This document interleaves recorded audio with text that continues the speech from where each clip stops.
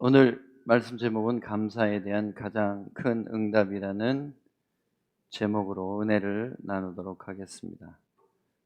한 번 더 기도하실까요?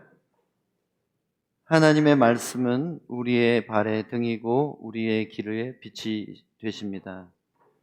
그래서 말씀 없이는 길을 찾을 수도 없고 말씀 없이는 바르게 걸어갈 수도 없습니다. 주님, 그 말씀으로 우리를 비춰주셔서 우리의 눈이 뜨이게 하시고 마음이 뜨겁게 하시고 순종의 한 걸음을 나갈 새 힘을 허락하여 주시옵소서. 예수님 이름으로 기도합니다. 아멘.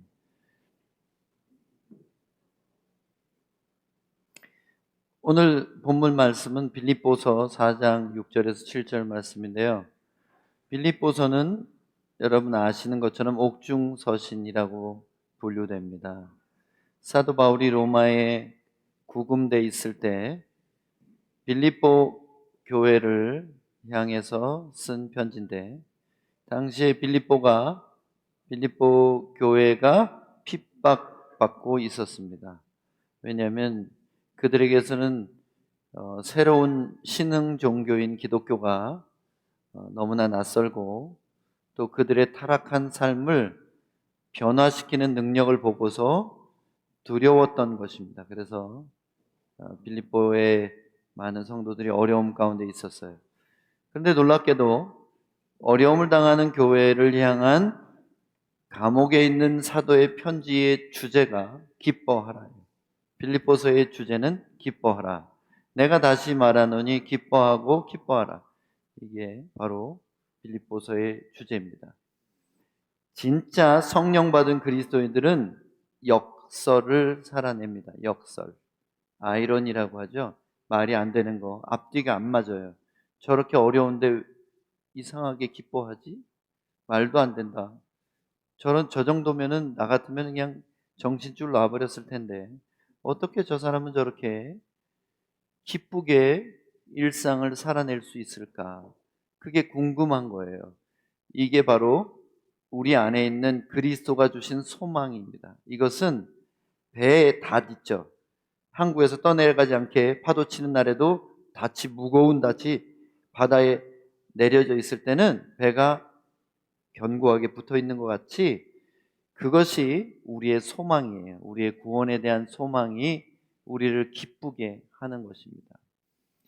그래서 그 기쁨은 곧 감사로 표현되게 돼 있어요. 그래서 오늘 본문을 잘 생각해 보실 때 감사에 초점 맞춰 보세요.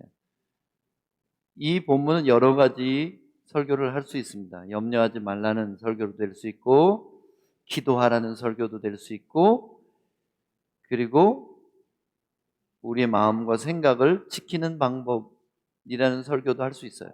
그런데 저는 여기에서 6절에 있는 후반에 있는 감사함으로 여기에 오늘은 초점을 맞추도록 하겠습니다.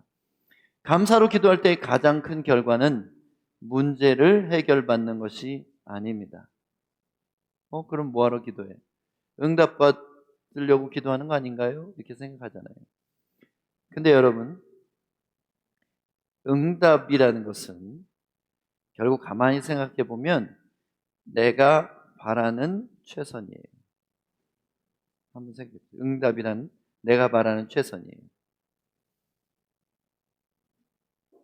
밤 10시에 잘 시간이 됐는데 우리 간사 수련회를 갔는데 10시에 초코파이를 달래는 거예요, 애들이. 잘 생각이 없어요. 하이퍼가 돼가지고 신나게 떠들고 놀고 그러거든요. 근데 그들이 바라는 응답은 초코파이잖아요. 근데 초코파이를 10시에 먹이면 어떻게 되겠습니까? 12시까지 안 자고 뛰어다닐 것 같아요. 그래서 아이들이 그 다음날 스케줄을 망칠 것 같습니다. 그럴 때 부모는 어떻게 합니까? 네. 애가 좋아하는 걸 주는 것도 좋은 방법이겠지만 사실은 이 아이를 위한 가장 좋은 것을 아이보다는 부모님이 더 인생 경험이 있고 지혜가 있기 때문에 알 수 있는 것처럼 우리의 영원하신 아버지, 우리의 과거와 현재와 미래를 애워싸고 계신 전능하신 우리 아버지께서, 우리를 향한 생각이 한결같이 사랑일 뿐인 우리 아버지께서 우리의 최선을 우리 자신보다 훨씬 더 잘 아신다는 거예요. 그래서 때로는 기도 응답이 없는 것이 응답입니다. 좋은 부모는 아이의 최선을 생각하지 아이의 원함을 충족시켜주지 않습니다. 아이가 원하는 것을 다 충족시킨 부모는 나중에 가슴에 비수가 꽂히는 아픔을 경험합니다. 왜냐하면 다윗 왕이 실패한 유일한 것, 그게 자식 교육이래잖아요. 왕자들에게 네가 어찌하여 그랬느냐고 한 번도 꾸중한 적이 없어요.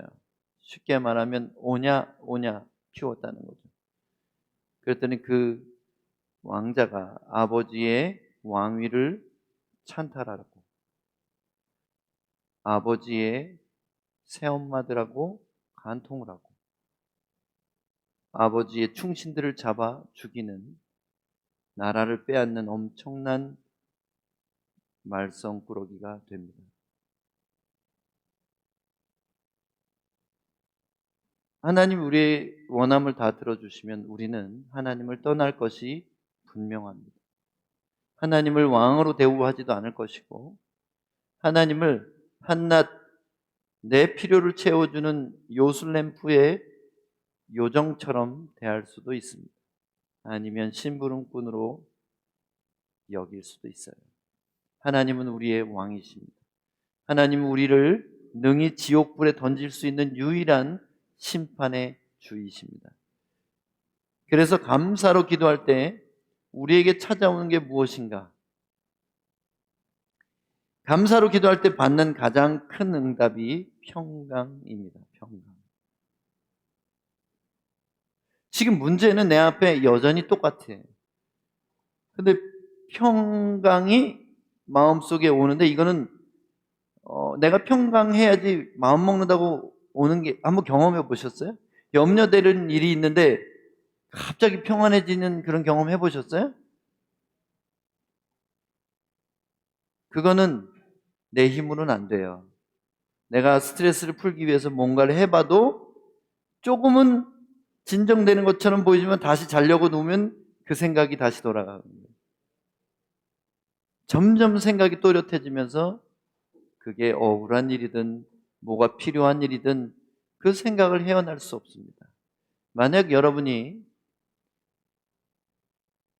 교회 오다가 신용카드를 길에서 흘렸다면 앉아서 평안히 예배 드리실 수 있어요? 한번 생각해 보세요. 아니면 교회 들어오다가 자동차 키를 흘렸어요. 그러면 어떻게 하시겠어요? 목사님, 제가 진짜 지금 급한 일이 있어서 잠깐 들어와서 다시 예배 드리겠습니다. 이러고 나가지 않겠어요?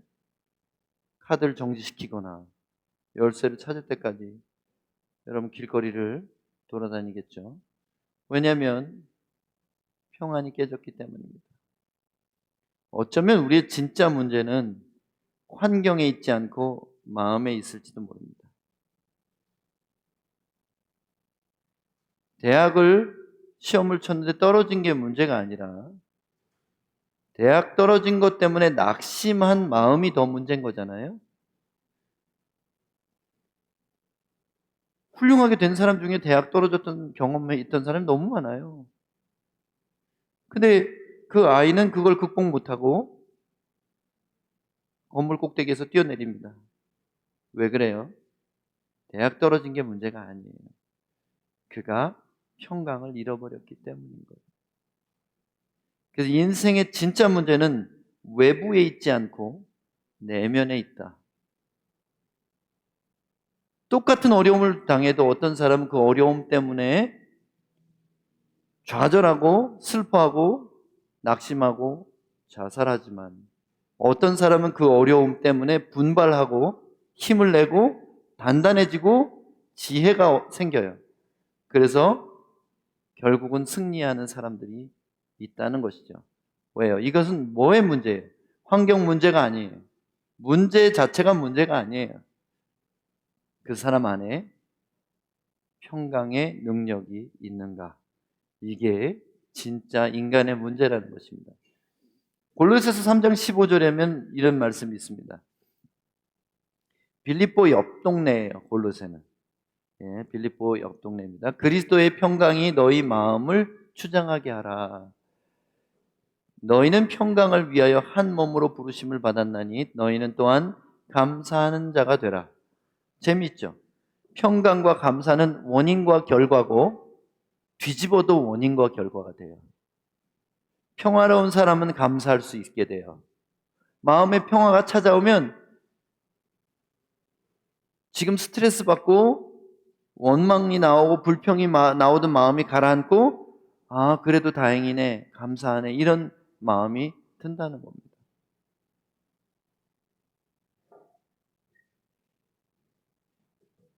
그리스도의 평강 이거는 사람이 노력해서 가지는 잠시의 위안이 아니에요. 평안을 너희에게 주노니 곧 세상이 알 수도 없고 줄 수도 없는 나의 평안을 너희에게 주노라. 그래서 우리가 기도하는 이유는 세상이 알 수도 없고 줄 수도 없는 그리스도의 평안을 받기 위해서 기도하는 거예요. 어떤 사람이 나를 미워해가지고 견딜 수 없게 만들어요. 그러면 내가 기도하면 그 사람이 금방 회개하던가요? 그럴 때도 있어요. 초자연적으로. 근데 그런 경우는 거의 없어요. 그 사람 그대로예요. 아니 어쩌면 더 심하게 될 수도 있어요. 근데 뭐예요? 근데 그 사람은 안 변했는데 내가 변했어요. 기도하다 보니까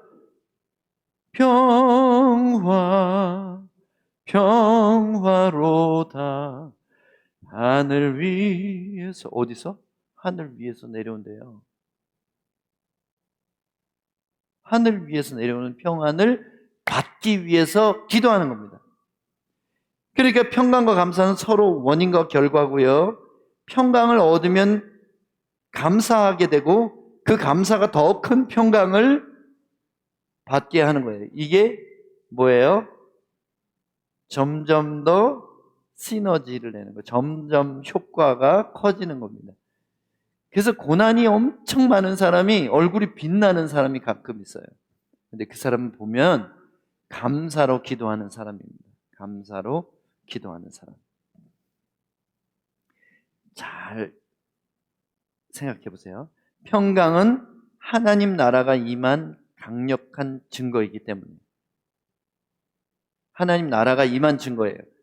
스데반 집사님이 거의 죽어가고 있었어요. 피가 막 머리통이 깨져가지고 철철나고 앞도 안 보이고 계속 돌멩이는 날아오는데 그의 얼굴이 천사와 같더라 이렇게 돼 있어요. 사도행전에 보니까 어떻게 돌 맞아서 죽어가기 직전에 고통스러운 상황에서 천사 얼굴이 되죠? 근데 이런 기록들은 성경 외에도 1세기의 순교자들의 기록을 보면 초자연적인 모습들을 볼 수 있어요. 불 속에서 타 죽으면서도 폴리갑이라는 순교자는 영광스러운 하늘의 영광을 보는 눈동자가 사람들이 그 태워 죽이다가도 놀라는 거예요.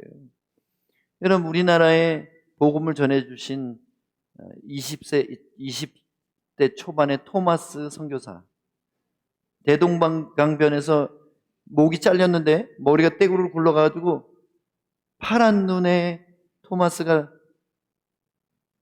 쳐다봤어요. 목을 자른 그 사람이 어떻게 돼요? 나중에 목사님이 되죠? 여러분 삼국지에 보면은 죽어서도 승리하는 장군이 있어요. 죽었는데 화살을 다 맞았는데 이렇게 서가지고 계속 버티고 있어가지고 적이 무서워서 달아납니다. 우리나라 이순신 장군도 죽어서도 승리하셨죠. 하나님 나라가 임하면 세상에서 받는 고통, 최고의 고통이 뭐예요? 죽음의 고통도 넘어설 수 있어요. 감사할 때 하나님 나라가 초자연적인 평강으로 우리에게 임하는 것입니다. 그리고 이것은 그 상황 가운데서의 구원으로 열매를 맺게 됩니다. 로마서 14장 17절 18절 말씀은 하나님의 나라는 먹는 것과 마시는 것이 아니요. 근데 대부분 이것 때문에 기도해요. 사람들이. 먹는 것과 마시는 것. 생존 때문에 기도합니다. 필요 때문에 기도합니다. 그런데 하나님 나라를 구하라고 그랬잖아요. 마태복음 6장 33절에 먼저 하나님의 나라와 의를 구하라 그랬잖아요. 그러면 하나님 나라는 뭐예요? 그 다음 부분입니다. 오직 성령 안에 있는 의와 평강과 희락이라. 고난당하는데도 보복하지 않고 나는 여전히 의로운 행동을 합니다. 불안하지 않고 스트레스 받지 않고 평화가 임했어요. 그리고 미친 사람처럼 즐거워요. 희락이죠. 이것은 환경과는 상관없는 의와 평강과 희락이에요. 그래서 이거는 초자연입니다. 그래서 성령 안에 있다고 말하는 거예요. 사람의 지혜나 힘이나 예술적인 영감이나 위로나 스포츠 활동이나 취미로 얻어지는 게 아니에요. 스트레스 풀려고 자기가 좋아하는 활동을 열심히 하면 그 뒤에 더 큰 허탈함이 몰려오고 그 염려가 2배가 돼서 오는 것을 경험하게 돼요. 예. 다이어트도 요요 현상이 있는 것처럼 염려도 요요 현상이 일어나요. 더 심해져요. 만약 우리가 성령 안에 있는 의와 평강과 희락, 곧 하나님의 나라의 능력을 기도를 통해서, 감사 기도를 통해서 받을 경우에 어떻게 되냐면 18절, 이로써 그리스도를 섬기는 자는 하나님을 기쁘시게 하며 사람에게도 칭찬을 받느니라. 결국 지나고 나면 모든 사람들이 그 사람에 대해 인정하게 돼요. 물론 하나님을 기쁘시게 합니다. 스테반 집사님이 순교하실 때 보좌에 예수님 벌떡 일어서신 것을 보았습니다.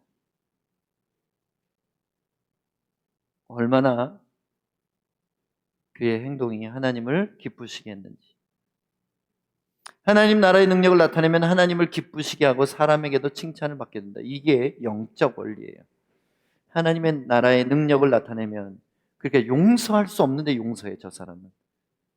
기도하고 평강이 찾아오니까 되는 거예요. 축복할 수 없는데 그 사람은 결국은 축복을 해요. 어떻게 해요? 하나님 나라의 능력이에요. 이게 성령님 안에만 있는 능력입니다. 자, 그러면 감사하지 않을 때 무엇이 찾아오는가? 감사하지 않을 때 뭐가 찾아오는가? 어떤 사람들은 참 고마움을 표현할지 몰라요. 고마워하지 않습니다. 당연한 걸로 여겨요. 부모가 나를 여태까지 양육해 준 거, 부모가 내게 생명을 주신 거, 그리고 나와 함께 있는 지체들이 나에게 값없이 베푼 사랑, 이런 거에 대해서 감사할 줄 모르는 사람들이 있습니다. 감사하지 않으면 다른 게 와요. 원망과 불평입니다. 감사의 정반대 개념이에요.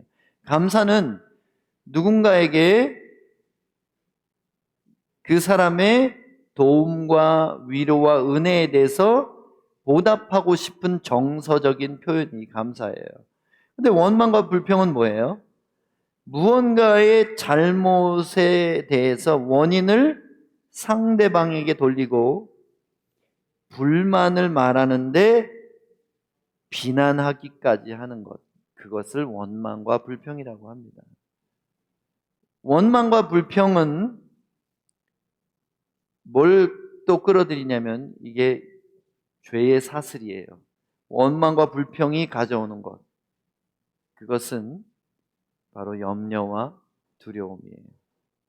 염려와 두려움은 개념이 뭐냐면 아직 일어나지 않은 일에 대한 부정적인 생각이 반복됨으로 인해서 괴롭고 절망적이고 불안한 마음을 벗어날 수 없는 것을 염려와 두려움이라고 말합니다. 왜 원망과 불평하는 사람한테 염려와 두려움이 오는지 아세요? 만일 하나님을 원망하고 불평했다고 쳐보세요. 하나님을 원망하고 불평했다는 것은 하나님의 친밀감에서 벗어나서 반대쪽에 서 있는 거예요. 하나님을 지적하고 있는 거예요. 하나님으로부터 멀어지면 어때요? 보호가 없어요. 공급이 없어요. 그래서 염려하고 불안하게 되는 겁니다. 그래서 신앙생활을 엉터리로 하다가는 이런 염려와 두려움에 사로잡혀 살아갈 수밖에 없는 거예요. 자, 그럼 염려와 두려움이 가져오는 최종적인 결과, 그것은 형벌입니다. 형벌. 이 형벌은 하나님이 벌을 주시는 게 아니라 염려와 두려움이 악한 영들에게 문을 열게 돼요. 문을 여는 방법이에요. 그러면 형벌이 찾아오는 것입니다. 원망과 불평으로 시작했는데 염려와 두려움으로 증세가 심각하게 돼서 결국 형벌을 열매로 거둔다는 것입니다. 감사하는 사람은 평강을 얻고 하나님을 기쁘시게 하고 사람에게 칭찬을 받지만 원망하고 불평하는 사람은 형벌을 받아 염려와 두려움에 사로잡히고 하나님과 사람으로부터 분리되게 돼 있습니다. 여러분, 이 예는 성경에 아주 많이 찾을 수 있어요. 미리암은 모세의 누나입니다. 모세의 누나가 문둥병이 걸린 적이 있어요. 모세가 아내 십보라가 돌아가신 뒤에 이디오피아 여자를 두 번째 부인으로 맞이했어요. 어떻게 유대인의 지도자인 네가 이방인 여인을 아내로 맞이하느냐? 누나가 한 소리 했어요. 모세에 대해서 불평하고 원망하고 지적했는데 하나님은 뭐라고 하셨냐면 모세를 비방한 것을 나를 비방한 것으로 여기겠다 하셨습니다. 그래서 문둥병이 걸렸습니다. 문둥병은 성경에서 교만에 대한 형벌로 오는 병이에요. 그래서 문둥병이 걸린 미리암을 율법대로 진 밖으로 쫓아내서 그 문둥병이 나을 동안 격리할 수밖에 없었습니다. 모세가 누나를 위해서 용서를 빌고 간절히 하나님께 기도했을 때 그때 회복되고 다시 공동체에 들어올 수 있었어요. 고라라는 사람은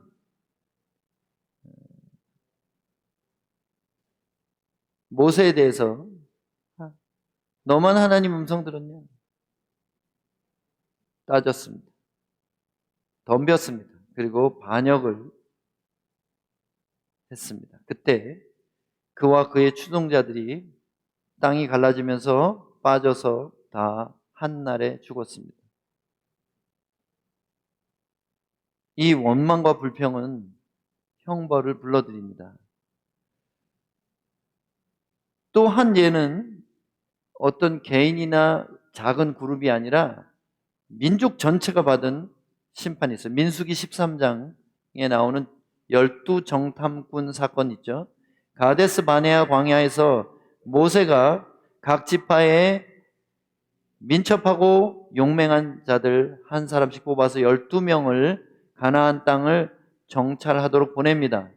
그들이 돌아와서 10명이 모세를 원망하고 불평하는 보고를 했을 때 모든 백성이 돌멩이를 들고 모세와 아론을 때려 죽이려고 했어요. 그랬을 때 갑자기 전염병이 돌면서 사람들이 쓰러져 가기 시작했습니다. 그런데 모세가 얼른 제사장 아론에게 형에게 향로를 피워서 제사장들과 함께 산자와 죽은 자들 사이에 들어가시오.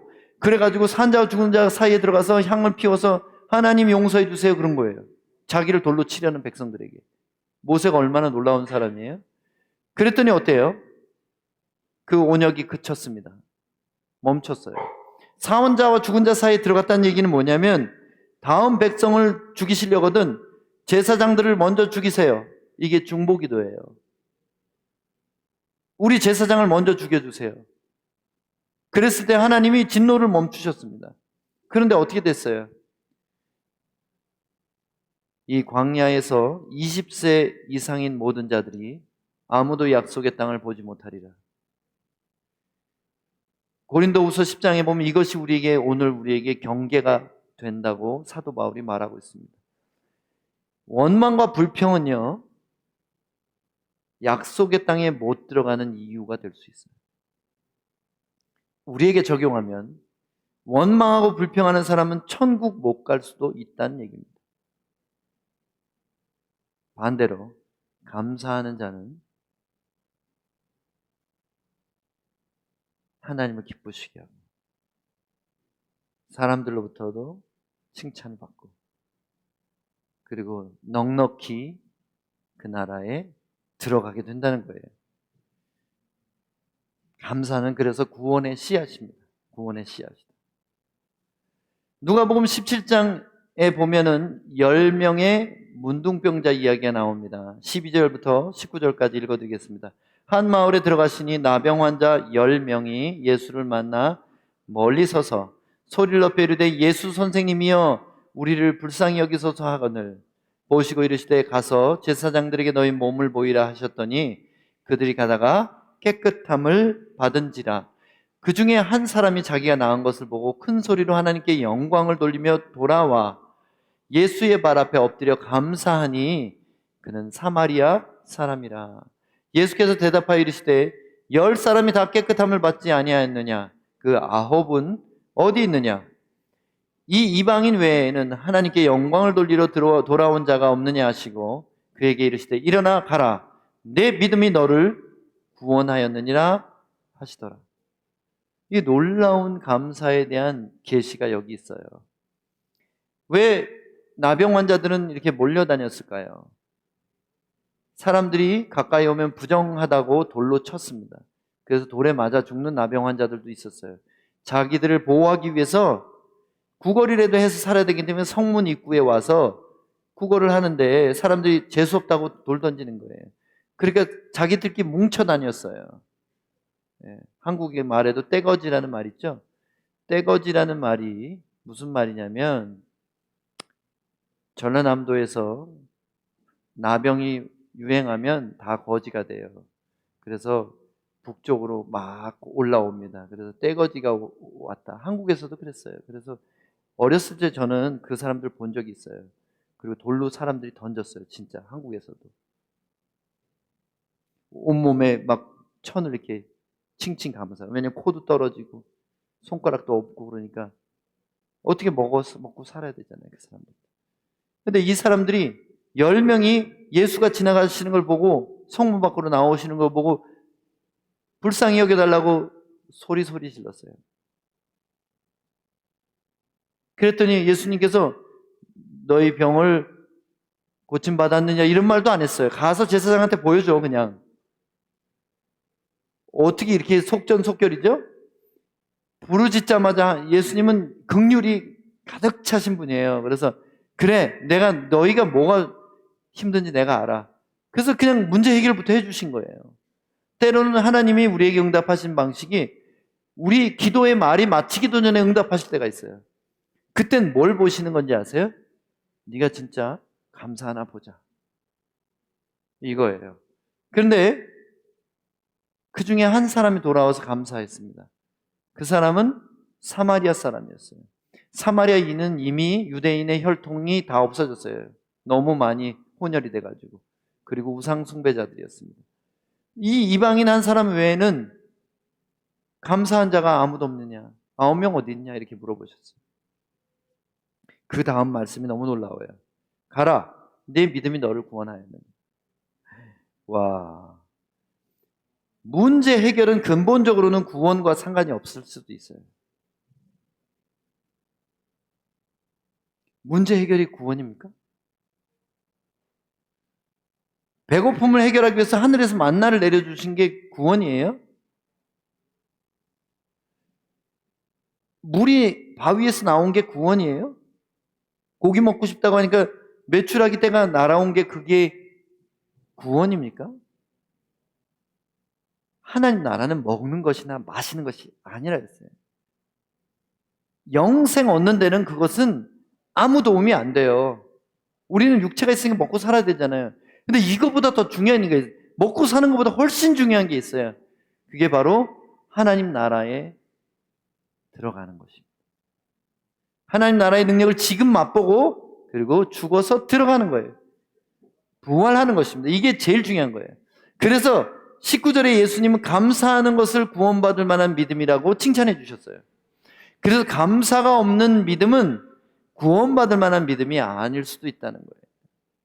어떤 사람 믿음 되게 좋은 것 같지만 헌금도 열심히 하고 봉사도 열심히 하지만 축복받기 위한 투자예요.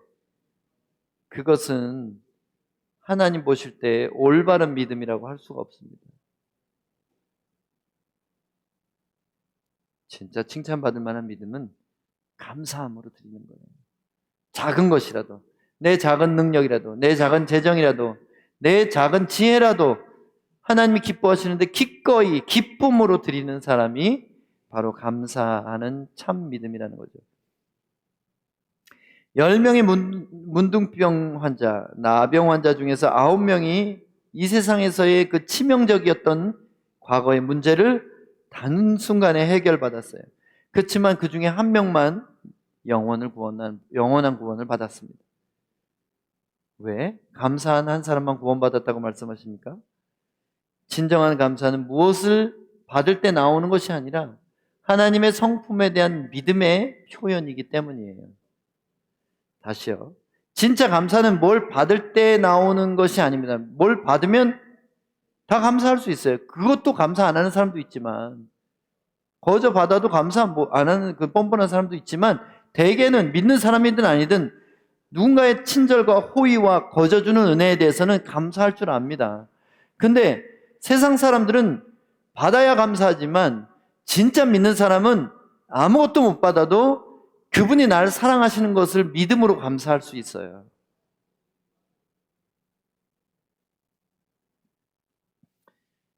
그래서 성경에 가장 많이 반복된 감사의 촉구, 그것이 바로 오늘 136절에도 엄청 많이 나왔죠. 매절마다 26절에 다 나왔어요. 그 인자하심이 영원함이로다. 그 인자하심, 헤세드. 헤세드는 불쌍히 여기는 사랑이에요. 아가파오예요. 헤세드. 불쌍히 여기는 사랑이 영원하니. 그래, 하나님 나를 불쌍하게 생각하셔. 내가 죄를 짓는 그 순간에도 화가 나 있는 게 아니라 나를 불쌍히 여기. 아이가 걷기 시작할 때 엄청 엉덩방이 찍고 머리도 부딪히고 그러잖아요. 근데 애가 아직 한 번도 성공 못했을 때 반복적으로 넘어진다고 해서 화가 나기 시작하는 아빠가 있나요?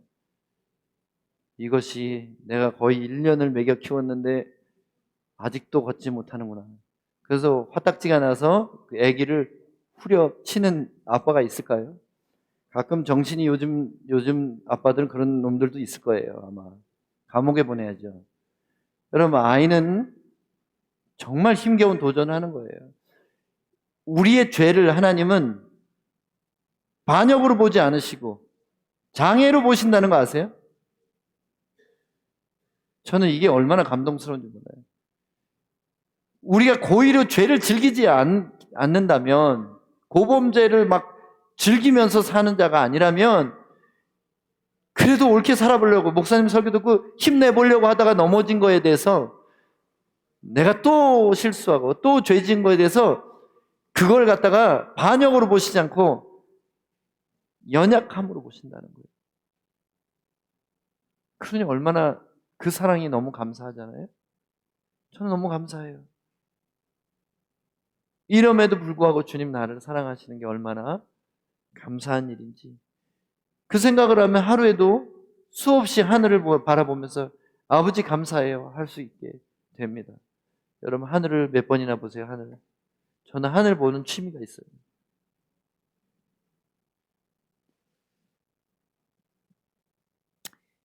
시편 136편 26절입니다. 이게 굉장히 많이 반복된 하늘의 하나님께 감사하라 그 인자하심이 영원함이로다. 시편 107편 1절에 여호와께 감사하라 그는 선하시며 그 인자하심이 영원함이로다. 우리가 감사해야 되는 진짜 내용이 바로 이거예요. 하나님 만일 조금이라도 악이 있으셨으면 우리는 끝났어요. 그래, 내 아들이 너희를 위해서 죽었는데도 네가 아직도 그렇게 제대로 못해? 너는 구원 없어. 이렇게 하신다면 어떻겠어, 우리?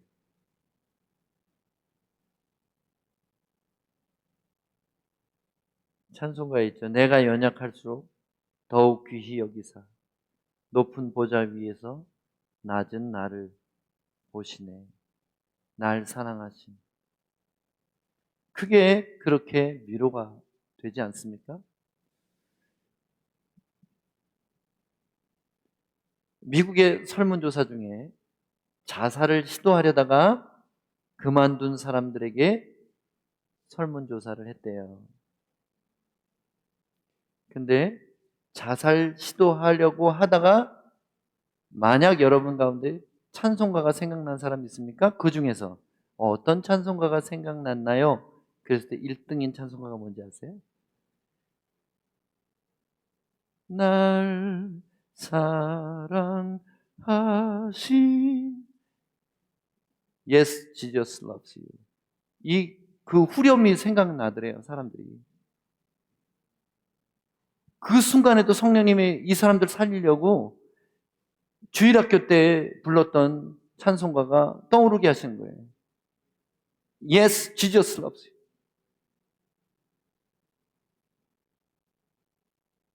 하나님이 우리를 얼마나 사랑하시는지. 이거는 말로 설명할 수 있는 게 아니에요.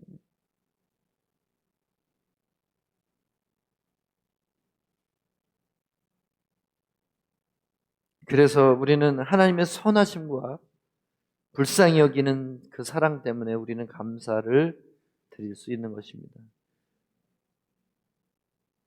세상 사람들은 그야말로 뭘 받을 때 감사하지만 믿는 자는 아무것도 감사할 거리라고는 없을 것 같을 때 그때 감사하고 그 응답으로 돈으로도 살 수 없는 하늘의 평안을 받게 되는 겁니다. 한 가지 비밀을 알려드릴게요. 평강은 상황을 다스리는 능력이 돼요. 평강은 상황을 다스리는 능력이 됩니다. 염려와 불안과 두려움은 상황에 짓눌리는 길이지만 하늘 평안을 기도해서 받으면 그 다음에 상황을 다스리는 능력이 생기는 거예요. 그런 마음 안에서 하나님 나라의 에너지가 발생하게 되는 것입니다. 믿음은 어차피 아직 보지 못한 것을 가불해서 감사하는 것이기 때문에 우리는 감사할 수 있어요. 히브리서 11장 1절에 정의 내리기를 믿음은 바라는 것들, 그러니까 소망하는 것들의 실제가 되게 하는 열쇠예요. 또 아직 보지 못한 것들이 존재한다는 것을 아는 방식입니다. 그래서 믿음은 어때요? 미리 감사할 수 있게 만드는 것입니다. 내가 하나님 감사해요. 미리 받은 것처럼 감사해 버리고 나면 하나님은 급해지시는 거예요. 얘가 진짜로 감사하고 있다. 천사들 뭐하니? 지금 빨리 가. 가서 좀 어떻게 좀 해봐라. 하나님이 급해지시는 방법. 고난 중에 감사하는 사람 때문에 급해지시고, 하나님은 고난 가운데 막 감사를 막 매일매일 올리는 그 사람 때문에 바빠지셔요.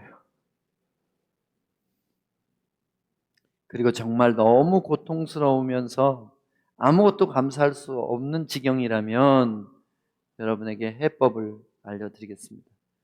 너무 고통스러워서 기도도 안 나오고 한숨만 나올 때 어떻게 해야 될까요? 지금보다도 비교할 수 없을 만큼 크고 영원한 고통을 면제해 주시려고 그리스도께서 나를 위해 당하신 십자가 고난에 대해서 감정이 아니라 이성으로 감사하세요. 감정이 아니라 이성으로 감사하세요.